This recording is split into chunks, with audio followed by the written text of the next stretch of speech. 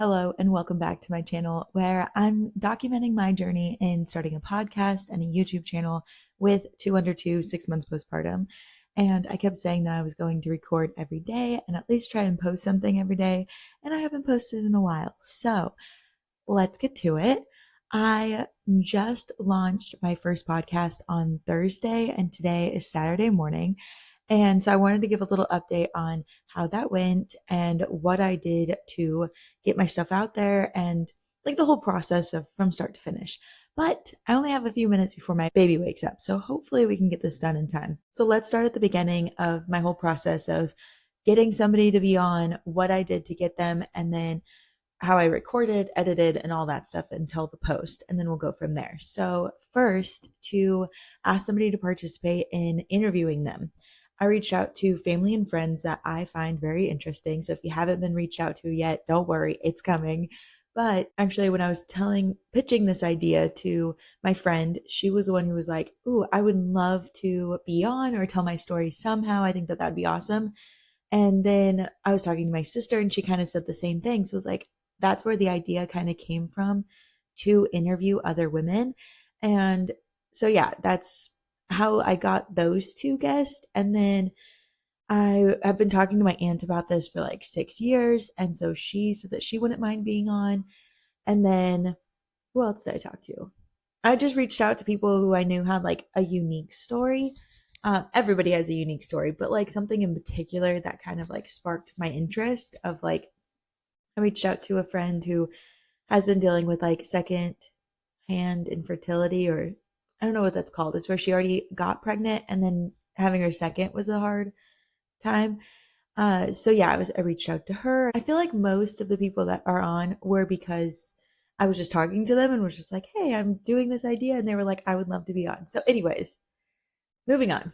That's kind of how I got them. I did reach out to like some people who have not been on yet. I wrote out like an invitation to invite them to be on, and I had one or two people who say yes, but not very many. Another way that I got people was I created a Google form. And if you want to see what that looks like, it's on my last video, or it's in the show notes or link in my bio on Instagram. If you want to be on, you can fill that out as well. But it was just a form to like for them to fill out if they wanted to be interviewed by me to be on my episode. And so actually two women have filled that out to be on my episode. So that's how I got Emily, which is one of the first few episodes I put out. And I got another woman who is a therapist actually in the UK. So that was pretty cool. But she filled it out. And so I'm going to be meeting with her next Thursday to get that episode done. And it's just very exciting. So that's how I kind of like got people to be on my show. Moving on to what I did next. So, because my theme is just womanhood in general, that's kind of too broad. So, I could talk to these women all day long about every stage of life that they went through. And every woman is just so fat. Every person is just so fascinating to me.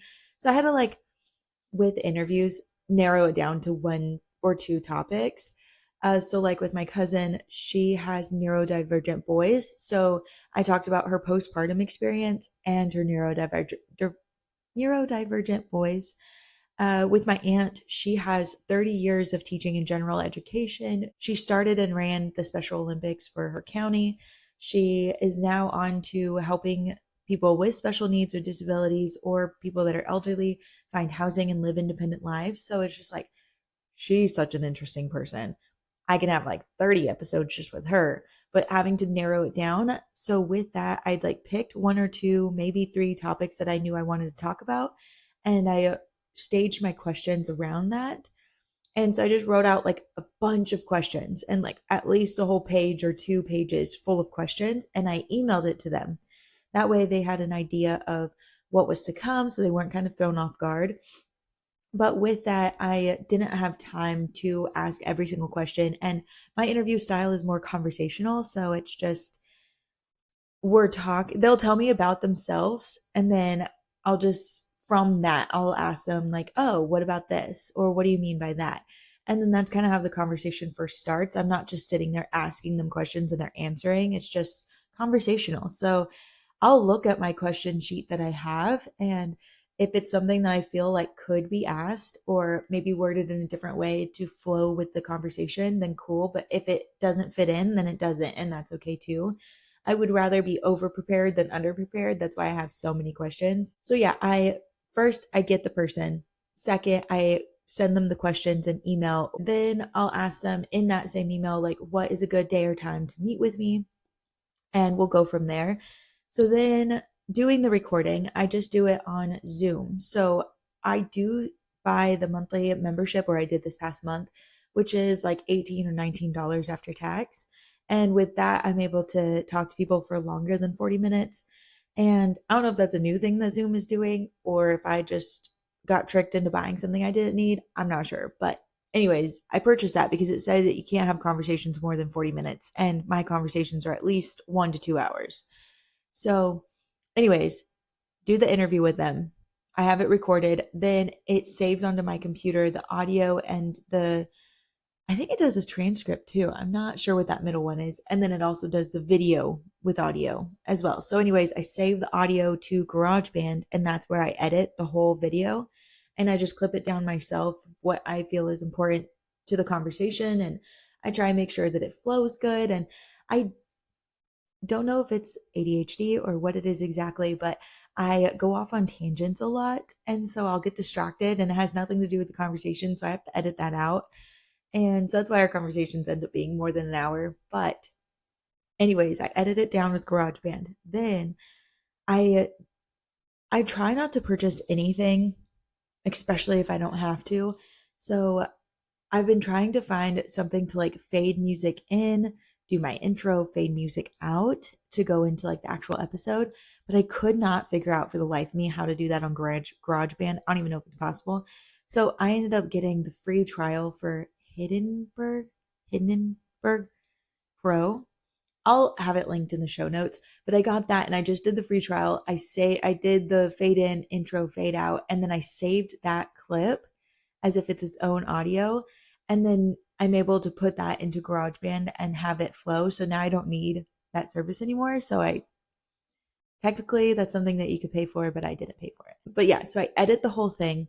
Well, then before I add the intro and the outro, I just have that like raw clip in the middle of our conversation and what it's going to look like when it goes out. And I email that back to the person who I talk to so they can check and just make sure that they're comfortable with it, that it actually does flow good. When I'm editing, it kind of like my brain stops processing what I'm hearing. So to have somebody else listen to it really helps. But this whole podcast is based around women and making sure that they feel safe and comfortable to tell their stories. So I definitely want to make sure that anything that goes out is okay with them. My baby just woke up, so let me go check on him. Okay, he's in my lap. Let me see if I can get this done before he starts fussing. So I'm emailing back to them. My whole purpose with this podcast is to create a safe space for women to tell their stories. So I want to make sure that before this episode goes out, they actually like the episode and that they're comfortable and that it's not anything outside what they want to just share. So anyways, once they give that approval that like, yes, it sounds good, I ask for a picture of themselves so I could put it into my Canva, which you could say that I would have to pay for Canva. I do use somebody else's Canva, but that's like $15 to $30 depending on what service you want. So yeah, I put a picture of them into the Canva for my content creation to promote the episode. I also, because we're kind of based around like books as well and finding resources for women or people who could help them. When we're talking, I ask what their favorite book is or what book helped them through the season. Go listen to the episodes, you'll hear the flow. And so I have a picture like describing them and the episode and what's to come. And then in the next slide over, it'll be the book, the title, the genre, the author, the quick summary of it, and like favorite quotes or key points that it talks about in the book. So anyways, I put that together and asked them for a picture of themselves so I could put it into this thing. Once they approve it, I put the audio back in GarageBand and I add the intro and the outro at that point. Save it all down. Then once everything's done, the audio is edited, I write out a title and a description for the show notes on Spotify. I put all of that into the Spotify for creators. And so I put it all in there. I scheduled the post to go out on Thursday at 6 a.m. I don't think it really matters what time it goes out. I could be wrong. We'll see.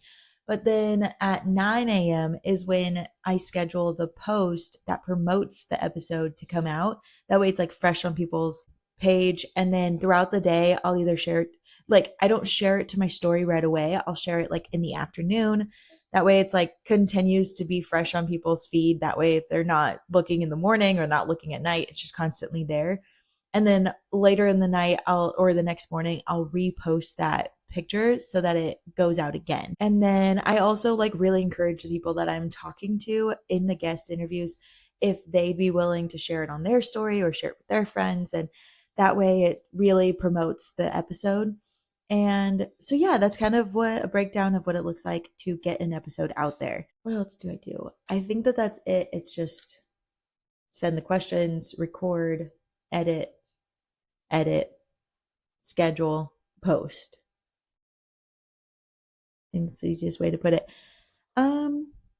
But yeah, so let's move on to what it looked like for my launch. So on Thursday was when my episode launched. I did 3 episodes because I was told by a bunch of different podcast creators who do like, some of them do sports, some of them do how to, some of them do finance, like a bunch of different genres. And all of them were saying the same thing, like put out a trailer, 2 weeks later, put out your episodes, but put out 3 episodes at once and then 1 a week after that.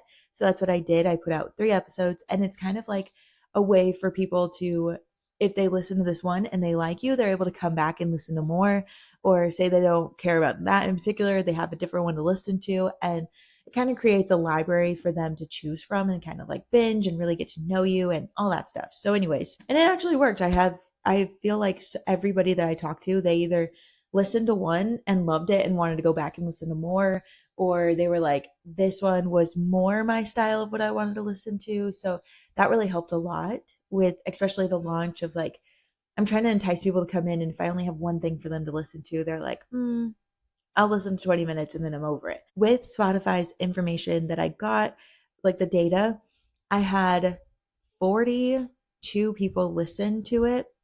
I don't know if that's 42 different people or 10 people listen to all the episodes. I don't know how exactly it worked, but okay. A quick note too is that 2 out of the 3 episodes that I had, the people that were on the episode with me really promoted it. And so I can tell which episodes were promoted and how much, because like Emily, she promoted it a lot, and hers has the most listeners, the highest listening time. My aunt was the second one to promote it the most, and she has a great amount of listeners. She has a few comments and people that really engaged with it. And then, yeah, one of the people that I talked to, she hasn't promoted it yet, which is totally okay. I don't force people to, but hers doesn't really have any listeners or any listener time to it. So it's just, that kind of helped me know what to do next in encouraging people to share it, like it, promote it in different ways on how to go about promoting it to get the best listener time and stuff like that. I do have an 80-20 split between male and female, and that was pretty cool. It's like 80% is female, of course. 20% was men. So thank you for listening if you're a guy. But I really feel like this is so beneficial for everybody, not just women. Like, yes, I do focus on women because that's the season of life that I'm in. That's what I relate to. That's what I enjoy talking about. But I love men too. And so it's really cool to see that they're also involved. And I hope to like really incorporate them somehow to encourage them to come to this, because it's not just for women. Like, what we talk about here could help them relate to like their mom, their daughter, their sisters, and kind of understand better where women are coming from and stuff like that. Like, it's definitely a space for everybody. And can you stop struggling so much? Here, how about you sit right here? Ooh, that's great. You get to see his little bobbin head. I forgot my tripod at my mom's house, so you're on a stroller, so you're moving. Okay, you gotta stop touching. Okay. I think that is all the time that I'm going to get today to explain how I went about this podcast. Hopefully it was beneficial for somebody, but Yeah, it's just definitely easier than I thought. It's definitely harder than I thought. It's cheaper than I thought, but also more expensive than I was thinking, which all of that sounds very confusing, but it was easier in the way that it's like all I have to do is post it and I'm done. But it was harder in the way that like I had to learn so much. Like some things, it is very nice because I'm learning this experience that I won't have to do that again, which is nice. I kind of like learned it and now we're good. But that's where it was harder because it's like it took me an hour to edit one piece that was like 2 seconds long. It took me like probably an hour to do my 3 minute trailer, like between finding the music and figuring out how to fade it and all of these different things. So it was just a great learning experience to get this out there. And now that I know how to do things, it's definitely easier. Now that I've already done the free trial for things, it's going to be cheaper, but it's also like, wow, it's expensive. I actually can't post on Apple Podcasts because I haven't been able to figure out how to do. So on Apple Podcasts, you can't just post to there by yourself. You have to use a host platform. But every host platform that I saw, which I'm going to have to do more research on, but I haven't had time, it cost like, I mean, at least $30, $40 a month. So I was like, I'm not posting to Apple. You guys can come over to Spotify for free. So that was where it was like harder and more expensive than I thought. But yeah, so hopefully this was helpful and bye.